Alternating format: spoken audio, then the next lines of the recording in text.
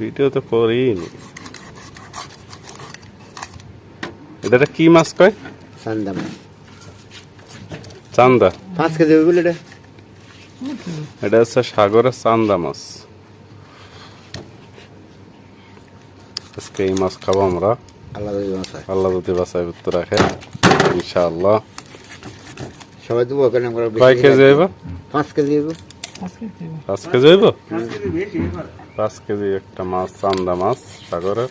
দেখে নাও।